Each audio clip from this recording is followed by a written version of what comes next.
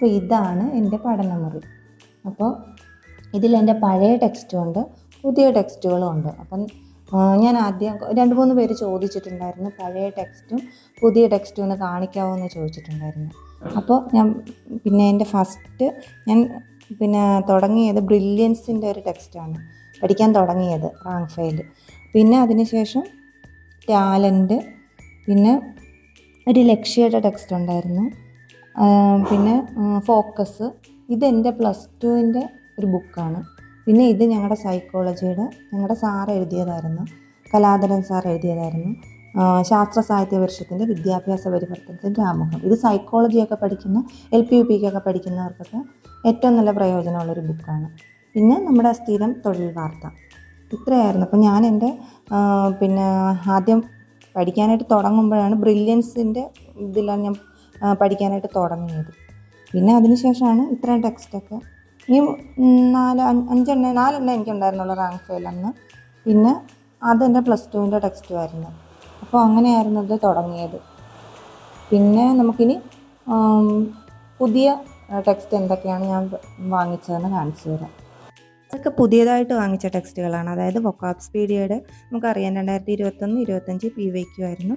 പിന്നെ ഇത് 10th prelims 2023 edition. പിന്നെ ഇത് PSC പള്ളിക്കൂട്, അത് നല്ല ടെക്സ്റ്റാണ്.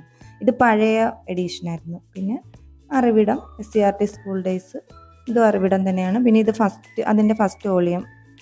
പിന്നെ ലാസ്റ്റ് ഗ്രേഡ് സർവൻസ്, ഇതാണ് പുതിയതായിട്ട് ഈ ഒറ്റ ടെക്സ്റ്റ് ഞാൻ 10th പ്രിലിംസിന് വാങ്ങിച്ചിട്ടുള്ളൂ ഇത്തവണത്തെ.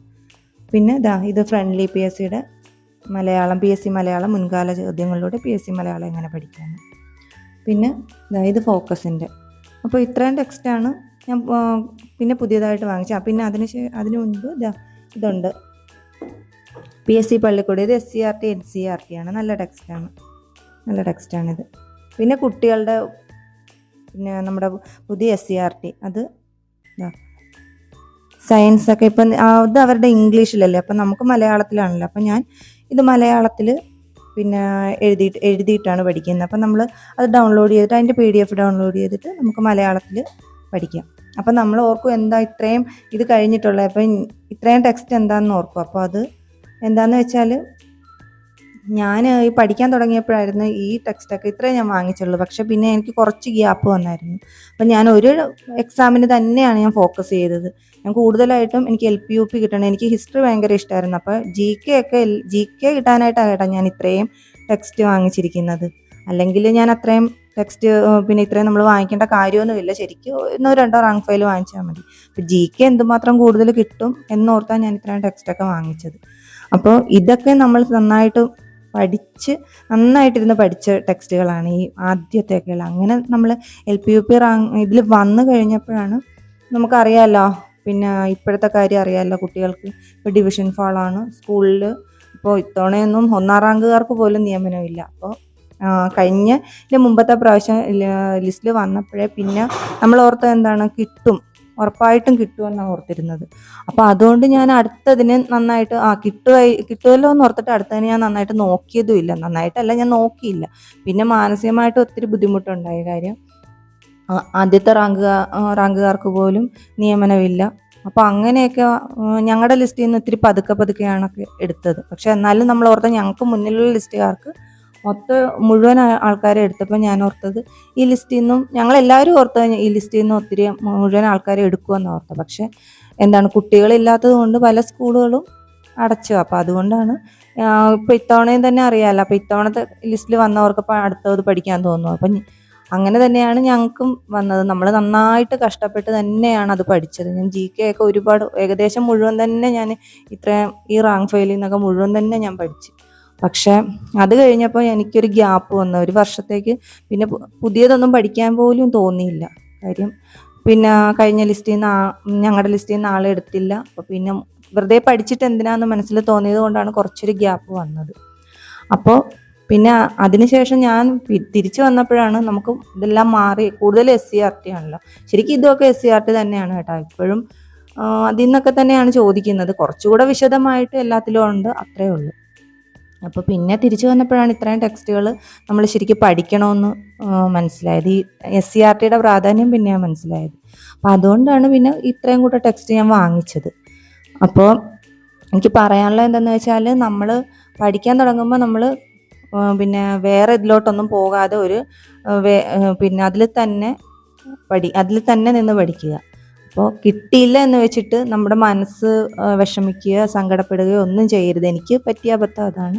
എനിക്ക് കിട്ടിയില്ലെന്ന് വെച്ചിട്ട് പിന്നെ എനിക്ക് അടുത്ത ഒരെണ്ണത്തിന് LPUPയുടെ കാര്യമല്ല, നമ്മൾ ഒരുപാട് കഷ്ടപ്പെട്ട് അടുത്തൊരു അത്രയും അടുത്ത ഒരു റാങ്കിലൊക്കെ വന്നിട്ട് എൻ്റെ ജില്ലയിലായിരുന്നെങ്കിൽ എനിക്ക് ഉറപ്പായിട്ട് ഒരു 100-നുള്ളിൽ വന്ന് എനിക്ക് കിട്ടുമായിരുന്നു. ഞാൻ അത്രയ്ക്ക് നന്നായിട്ട് ബുദ്ധിമുട്ടിയതാണ്. നമ്മൾ വേറൊരു ജില്ലയെ വെച്ച് എഴുതുകയും ചെയ്ത് എൻ്റെ കൂടെയുള്ള എന്നേക്കാളും മാർക്ക് കുറഞ്ഞവർക്ക് കിട്ടുകയും ചെയ്തു. അപ്പോൾ ഉണ്ടാകുന്നൊരു വിഷമം കൊണ്ട് ഞാൻ പിന്നെ ഇതിനും പഠിച്ചതുമില്ല.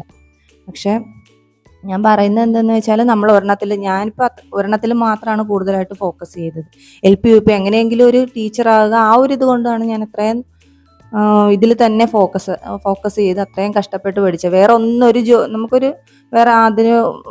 ഒരു ജോലിയോടും നമുക്ക് വലിയൊരു താല്പര്യമില്ലെന്നല്ല, എനിക്ക് എന്തായാലും TTC കഴിഞ്ഞ പിന്നെ ഇത് കിട്ടണം എന്നൊരു ആഗ്രഹത്തോടു കൂടി തന്നെയാണ് ഞാൻ പഠിച്ചത്.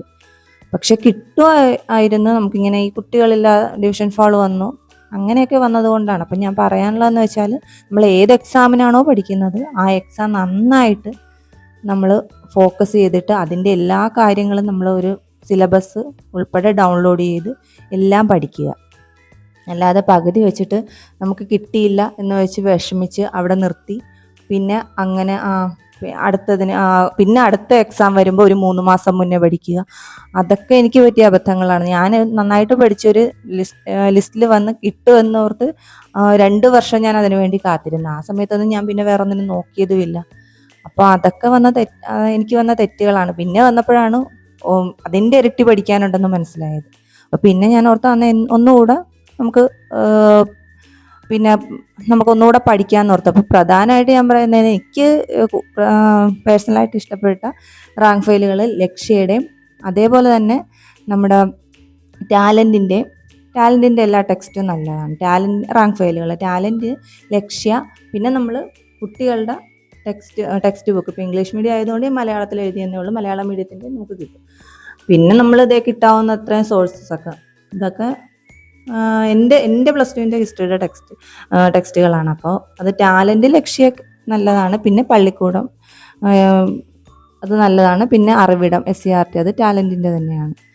അങ്ങനെയൊക്കെ. പിന്നെ ഇത് കൂടാതെ നമ്മൾ കൂടുതൽ PYQ ചെയ്യുക. അപ്പോൾ ഞാൻ പറയുന്നത് എന്താണെന്ന് വെച്ചാൽ, ഇത്രയും ടെക്സ്റ്റ് തന്നെ വേണമെന്നൊന്നുമില്ല.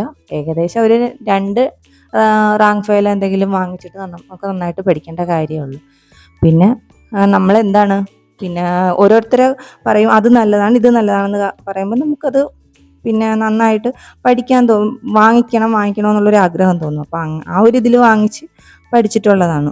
പക്ഷേ ഇതിലൊക്കെ നല്ല ഇതായിട്ട് തന്നെ കേട്ടോ, പ്രീവിയസ് ഒക്കെ കറക്റ്റ് ഇതായിട്ട് തന്നെയാണ് കൊടുത്തിരിക്കുന്നത്. എല്ലാം നമുക്കറിയാവുന്ന അതൊക്കെ നന്നായിട്ട് ചെയ്ത് നോക്കി ഒക്കെ നമുക്ക് പഠിക്കാം. പിന്നെ ഇതിലും അതുപോലെ തന്നെ നല്ല ടെക്സ്റ്റാണ്, SCERTയുടെ ഒക്കെയാണ്.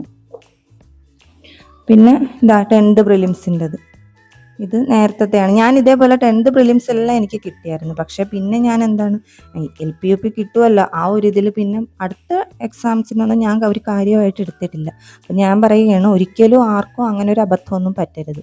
നമ്മൾ ഏത് എക്സാമാണോ ആ എക്സാം കിട്ടിയില്ലെങ്കിൽ അതിനടുത്ത് വരുന്ന ഏത് എക്സാമാണോ അതിന് നന്നായിട്ട് പഠിക്കുക. അപ്പോൾ നിങ്ങൾക്ക് ഞാനിത്രയും 2-3 പേര് പറഞ്ഞതുകൊണ്ട് ഞാനിത് കാണിച്ചു തന്നേ ഉള്ളൂ. അപ്പോൾ ഞാനിങ്ങനെയൊക്കെയാണ് പഠിച്ചത്. ഇനി ഞാൻ എങ്ങനെയൊക്കെയാണ്, അന്നൊന്നും കോച്ചിങ് ഇല്ലാതിരുന്നത് കൊണ്ട് ഞാൻ തന്നെ ഇരുന്നിട്ട് ഓരോ റാങ്ക് ഫയലും നോക്കിയാണ് പഠിച്ചത്. അപ്പോൾ ഇതൊക്കെയാണ് എൻ്റെ റാങ്ക് ഫയൽ. ഞാൻ റാങ്ക് ഫയൽ ഒന്ന് കാണിച്ചു തരണം, അത്രേ ഉണ്ടായിരുന്നുള്ളൂ. ബാക്കി നാളെ അടുത്തൊരു പിന്നെ എന്തെങ്കിലും കുറച്ച് PYQ ആയിട്ട് വരാം. അപ്പോൾ ഇത്രയേ ഉള്ളൂ ഫ്രണ്ട്സ്. ഇഷ്ടമായെങ്കിൽ സബ്സ്ക്രൈബ് ചെയ്യുക, ലൈക്ക് ബട്ടൺ അമർത്തുക. ഓക്കെ, ശരി, താങ്ക്സ്.